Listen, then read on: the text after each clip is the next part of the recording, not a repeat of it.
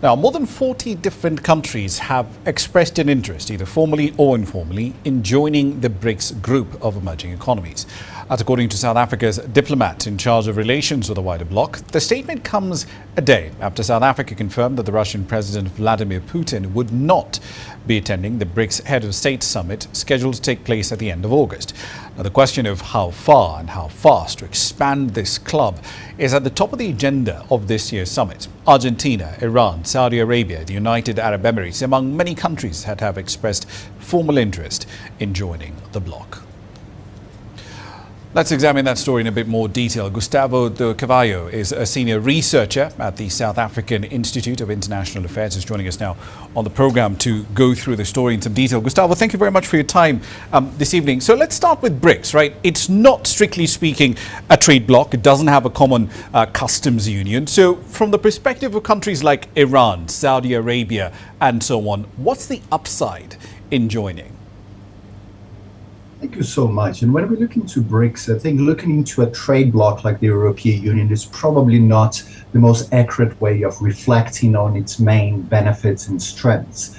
I think Brics is, to a certain extent, much more similar to something like the G7.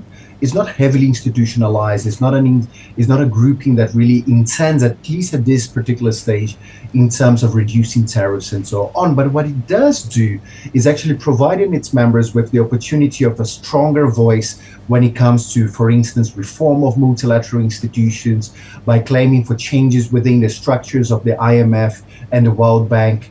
But we've also seen increasingly in recent years that institutionalization, the creation of institutions like, for instance, the new development bank, the creation of a multilateral development bank that it's able to support its members. So what we do see from many of these countries that are intending to join Brics is that intention to get a stronger platform for their voices to be heard, especially when it comes in a period where global governance is so divided, and particularly where this north-south divide is becoming more and more present in our global geopolitical debates and disputes.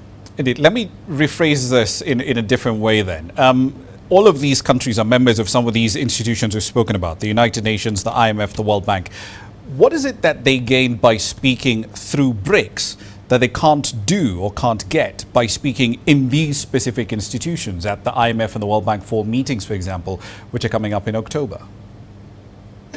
Particularly when we've seen in the last 10 years, if we use that example, the IMF and the World Bank, many developing countries have been wanting reforms within those institutions. The use of an institution and a grouping like Brics has been seen to many as an important vehicle to change the way in which they do, and particularly to reduce the dominance that many Western countries still have in terms of the running of them.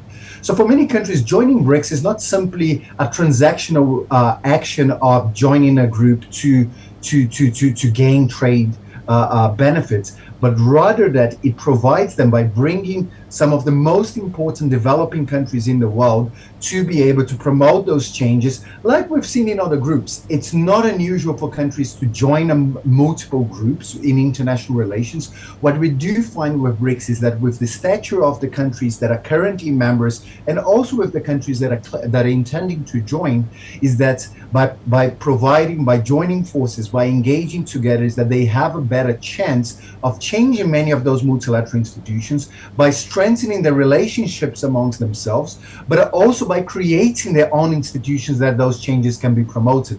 And that is precisely what the new development bank intends to do, by promoting investments in terms of infrastructure, they're promoting investments on a number of developmental issues that its members are interested in.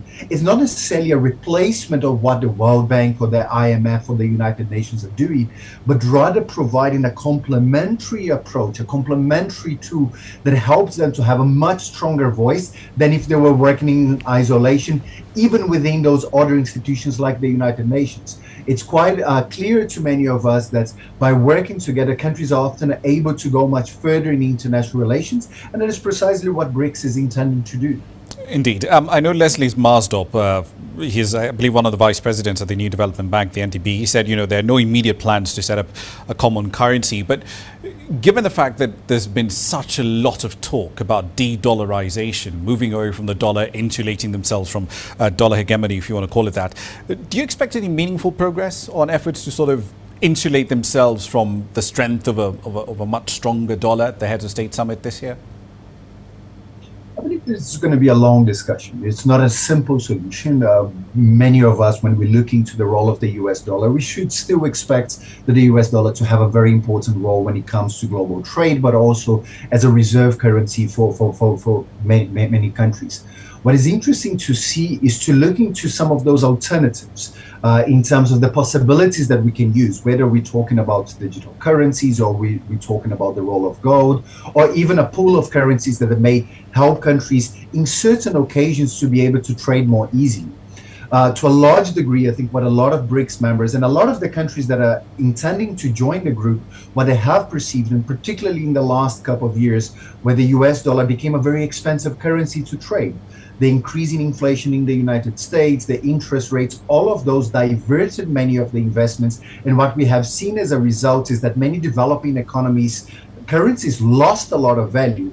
So to a certain degree, what we do expect by the end of August is not necessarily a solution to that conversation, but particularly where some of those options that are currently being discussed, that are tabled and discussed amongst its members, and potentially finding not as a solution for such a type of challenge, and identifying potentially alternatives to trade, not only with the US dollar or the euro, but potentially other currencies that benefit largely developing economies, and in this case, particularly currencies that can better help members of Brics.